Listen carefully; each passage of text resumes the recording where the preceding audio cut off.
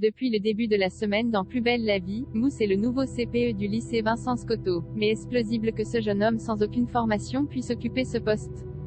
Depuis presque 3 ans maintenant, Mousse apporte sa joie et sa bonne humeur aux habitants du Mistral. Dès sa première apparition dans Plus belle la vie en 2019, ce personnage campé par Boubacar Cabot a tout de suite su attirer la sympathie des téléspectateurs du feuilleton grâce à son histoire touchante. Et une fois installé au Mistral, le jeune homme avait décidé de changer de carrière pour devenir surveillant au lycée Vincent Scotto. Très vite, Mousse avait excellé dans son travail et était parvenu à créer une relation forte avec les élèves, ce qui n'a pas forcément toujours été du goût de tout le monde.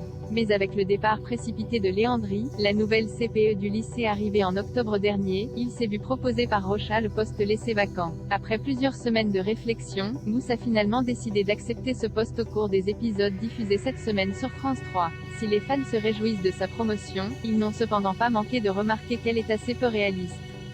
En effet, plusieurs conditions doivent être réunies pour pouvoir occuper le poste de CPE. Il faut tout d'abord être détenteur d'un master dans le domaine de l'éducation. Une fois le diplôme en poche, le futur CPE doit ensuite passer un concours dont le pourcentage de réussite est inférieur à 5%. Il y a beaucoup de candidats pour très peu de postes.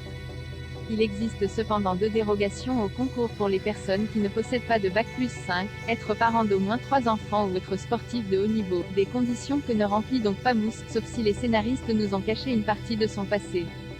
Sur Twitter, les internautes ont noté que ce n'est pas la première fois qu'un tel changement de carrière sans aucun diplôme spécifique intervient dans Plus belle la vie. On se souvient encore de Nathan Leserman, devenu professeur d'anglais après avoir fait un long séjour aux États-Unis, ou encore de Léa Nebou, devenue chirurgienne cardiaque à l'âge de 23 ans, un cursus normalement d'une durée de 11 ans. Reste maintenant à savoir si Mousse passera le concours dans les prochains mois afin de régulariser sa situation ou si les scénaristes de Plus belle la vie préféreront passer outre pour le bien de leurs intrigues. Une chose est sûre, l'ancien surveillant semble être le candidat parfait pour ce poste qui demande de l'organisation, de la rigueur, de la fermeté mais aussi et surtout un sens du dialogue et du relationnel afin de venir en aide aux élèves et aux professeurs quand ils en ont besoin. Des qualités que possède Mousse qui a prouvé lors de ses premiers jours en poste que Rocha ne s'était pas trompé en le choisissant.